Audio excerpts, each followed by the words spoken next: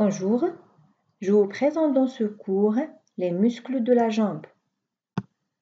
Je commence par une introduction.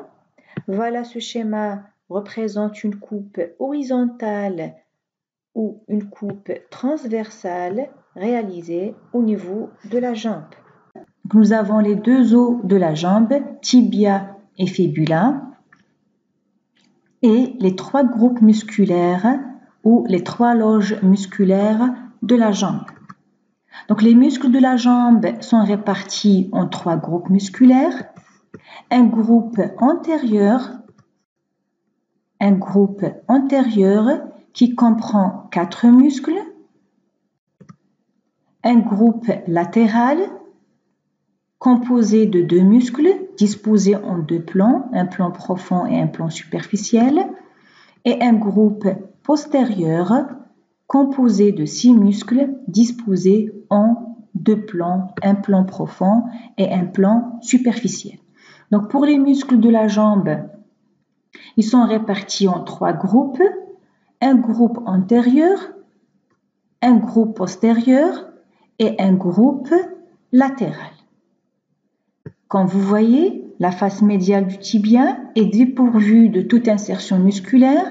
Elle est directement en contact avec la peau. Elle est sous-cutanée. Je commence par le groupe musculaire antérieur. C'est la loge des extenseurs. Le groupe musculaire antérieur contient les muscles extenseurs. Il comprend 4 muscles juxtaposés de dehors en dedans, donc 4 muscles qui sont situés l'un à côté de l'autre. Numéro 1, le muscle tibial antérieur. 2, le long extenseur de l'hallux. 3, le long extenseur des orteils, destiné aux 4 derniers orteils. Et numéro 4, le muscle troisième fibulaire. Donc, voilà les muscles de la loge antérieure de la jambe. Ils sont en nombre de 4, de dedans en dehors. Tibial antérieur, long extenseur de l'hallux, long extenseur des orteils et le troisième fibulaire. On va décrire muscle par muscle. Le tibial antérieur, le muscle tibial antérieur, appelé encore jambier antérieur. Pour chaque muscle, on va voir l'origine, la terminaison, la fonction et l'innervation. Le muscle tibial antérieur naît sur le tibia, exactement sur sa face latérale. Regardez la face médiale du tibia qui est dépourvue d'insertion musculaire. Donc, la face latérale du tibia sur laquelle s'insère le muscle tibial antérieur et il s'insère aussi sur la membrane interosseuse qui se trouve entre les deux os de la jambe, tibia et fibula. Il se termine sur le cunéiforme médial et sur M1, sur le premier métatarsien. La terminaison se fait sur M1, le premier métatarsien ou la base du premier métatarsien et le cunéiforme médial. Lorsqu'il se contracte ce muscle, il fléchit le pied et il assure aussi une adduction. Il tire le pied en dedans, donc c'est un adducteur du pied et rotateur médial. Ce muscle, lorsqu'il se contracte, il tire le pied vers le dedans. Donc, c'est un muscle adducteur et rotateur médial et il assure aussi une flexion du pied. Il est innervé par le nerf fibulaire profond qui vient du plexus sacré. Deuxième muscle de la loge antérieure, le long extenseur de l'hallux, le voilà. Il est appelé encore extenseur propre du gros orteil. Il naît sur la face médiale de la fibula et sur la membrane interosseuse. Il se termine sur la face dorsale de P2 ou de la deuxième phalange de l'hallux ou la phalange distale de l'hallux. Donc il va de la face médiale de la fibula vers la face dorsale de P2 ou de la phalange distale de l'hallux. Son rôle, donc comme son nom indique, c'est un extenseur du gros orteil ou extenseur de l'hallux. Il est innervé par le nerf fibulaire profond. Le troisième muscle, c'est le muscle long extenseur des orteils, appelé encore extenseur commun des orteils. On le voit ici sur une vue antérolatérale, une vue antérolatérale. L'origine, il naît sur la face médiale de la fibula et sur la membrane interosseuse, comme le précédent, et aussi sur la tuberosité latérale ou le condyle latéral du tibia. Donc voilà l'origine sur la tuberosité latérale du tibia et sur la face médiale de la fibula et la membrane interosseuse. C'est un extenseur commun, donc il se termine par 4 tendons destinés aux 4 derniers orteils. Donc il se termine sur la face dorsale des P2 et des P3 des 4 derniers orteils. Voilà un tendon du muscle long extenseur des orteils et se termine sur P2 et sur P3 pour chaque orteil en allant du deuxième orteil vers le cinquième. Donc, il se termine sur la face dorsale de P2 et P3 des 4 derniers orteils. Son rôle, c'est un extenseur des orteils. Pour le pied, il le fléchit. Donc, il ramène la face dorsale du pied vers la face antérieure de la jambe. Donc, c'est un fléchisseur du pied. Le long extenseur des orteils est un extenseur des orteils et fléchisseur du pied, innervé par le nerf fibulaire profond. Le quatrième muscle, c'est le muscle troisième fibulaire. Le muscle troisième fibulaire, on le voit ici sur une vue latérale. Donc, il s'insère sur la face médiale de la fibula et la membrane interosseuse. Il se termine, comme vous voyez, sur la face dorsale de la base de M5. La face dorsale de la base du cinquième métatarsien. Son rôle, c'est un fléchisseur et abducteur du pied. Lorsqu'il se contracte, il tire le petit orteil vers le dehors, donc c'est un abducteur. C'est un abducteur du pied et fléchisseur aussi. Il est innervé par le nerf fibulaire profond qui vient du plexus sacré. Voilà pour les muscles de la loge antérieure. 4 de dedans en dehors, tibial antérieur, long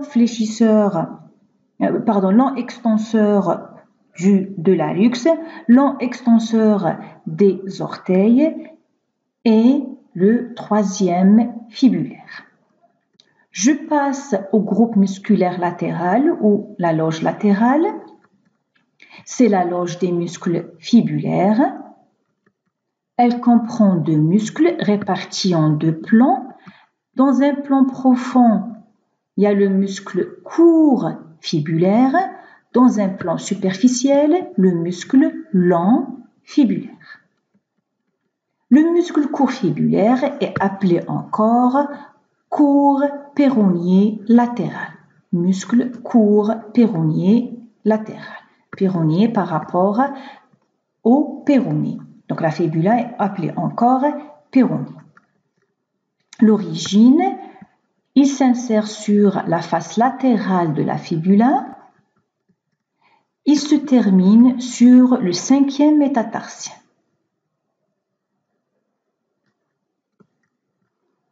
C'est un abducteur et rotateur latéral du pied. C'est un abducteur et rotateur latéral du pied.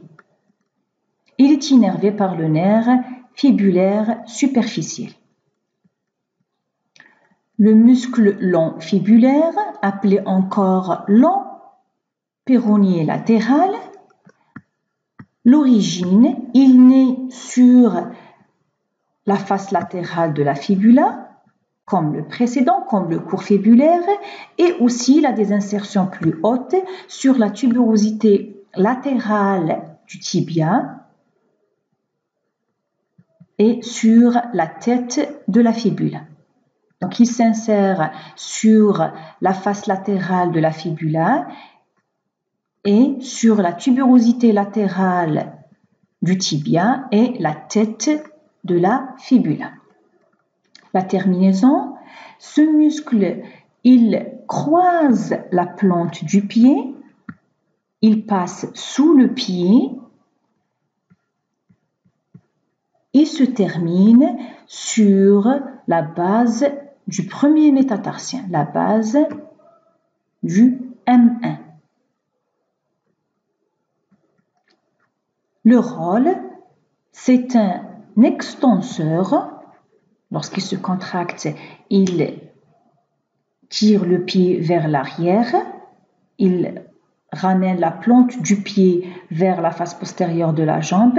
Donc c'est un extenseur du pied et c'est un abducteur et rotateur latéral. C'est un abducteur et rotateur latéral. Les muscles de la loge latérale sont tous les deux des abducteurs et des rotateurs latéraux. Le long fibulaire, il est en plus extenseur. Il est innervé par le nerf fibulaire superficiel. Je passe au groupe musculaire postérieur ou à la loge musculaire postérieure.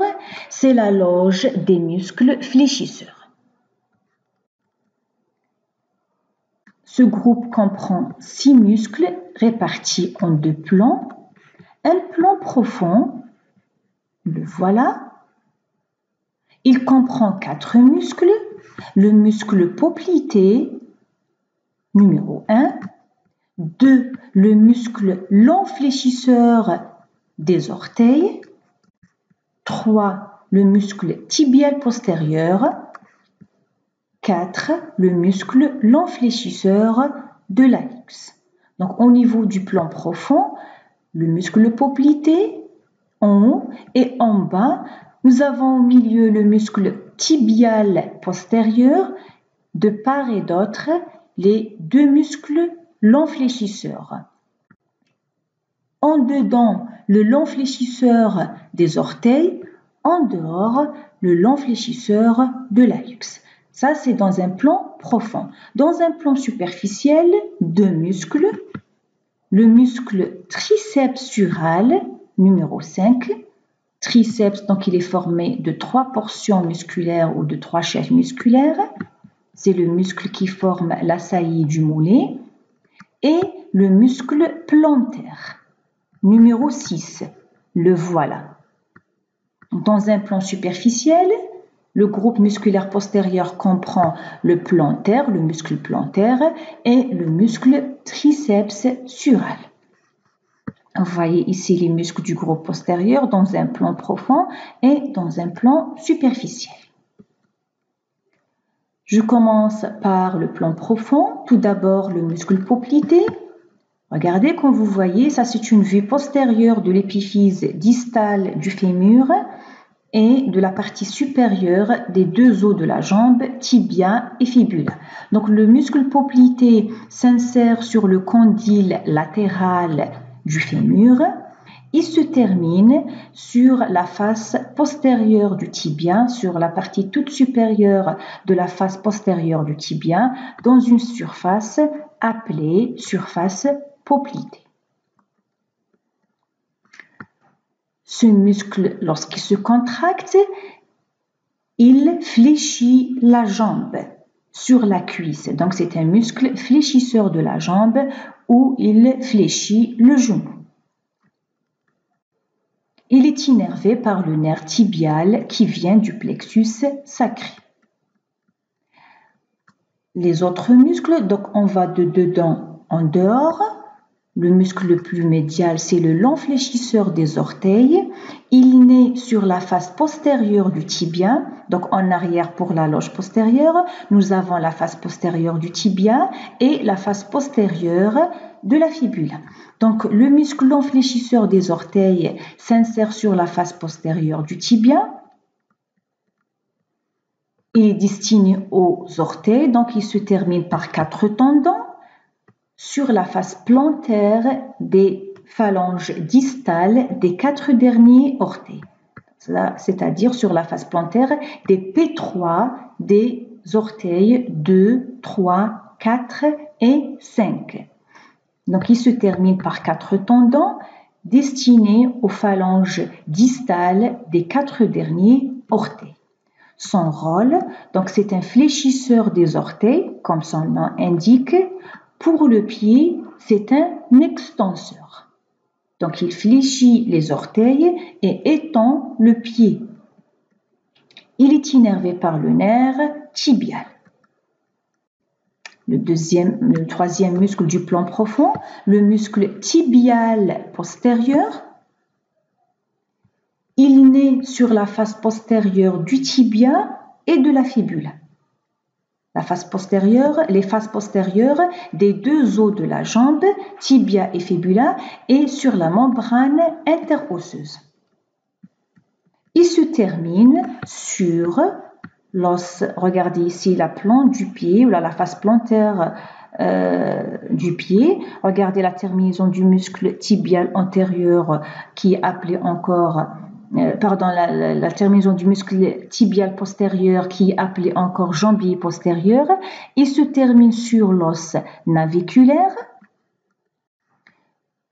et avec des expansions sur les 3 cunéiformes, le médial, l'intermédiaire et latéral, et sur M2, M3 et M4, ou les bases des métatarsiens 2, 3 et 4. Voilà pour le muscle tibial postérieur. Il se termine au niveau de la plante du pied sur plusieurs os, donc sur l'os naviculaire, sur les 3 cunéiformes et sur les métatarsiens 2, 3 et 4.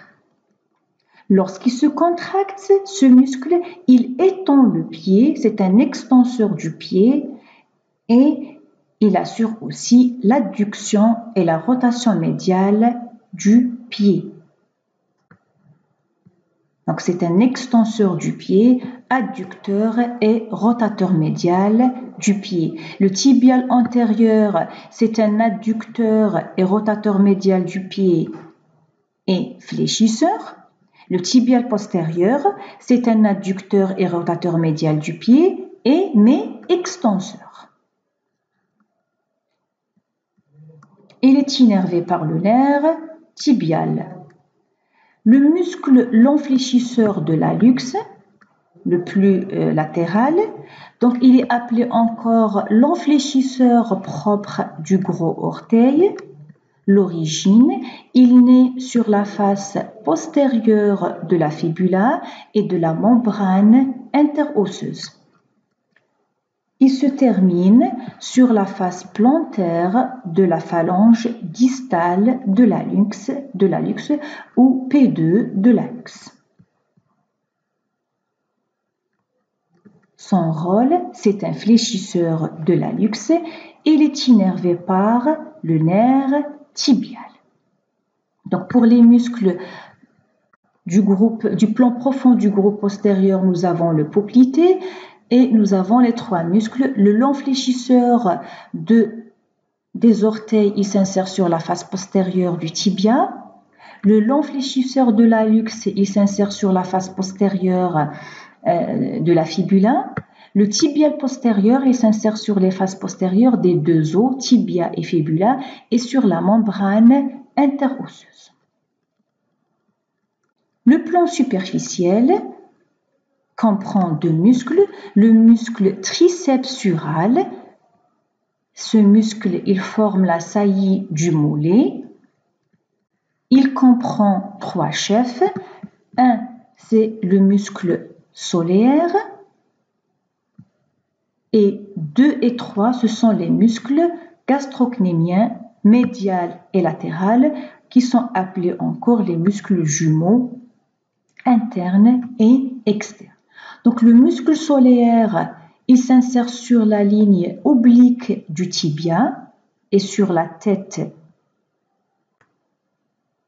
fibulaire, réalisant entre les deux une arcade qui est appelée arcade du muscle solaire. Le deuxième chef, c'est le gastrocnémien latéral, appelé encore jumeau externe. Il s'insère sur le tubercule supracondylaire latéral, le tubercule qui se trouve au-dessus du condyle latéral du fémur.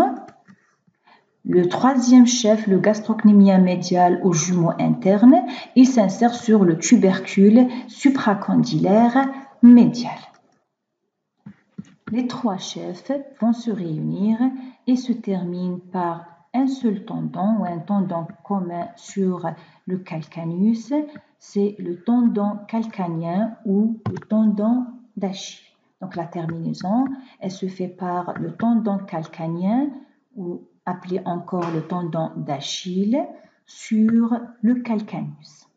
Voilà les trois chefs du muscle triceps sural, le chef solaire, le chef gastrocnémien latéral et gastrocnémien médial. Ils vont se réunir et se terminant par un tendon commun sur le calcaneus. C'est le tendon d'Achille. Ce tendon d'Achille représente un moyen d'union de l'articulation de la cheville. C'est un ligament actif. C'est parmi les ligaments actifs de l'articulation de la cheville. Le rôle, ce muscle, lorsqu'il se contracte, il fléchit la jambe sur la cuisse. C'est un fléchisseur de la jambe ou fléchisseur de l'articulation du genou.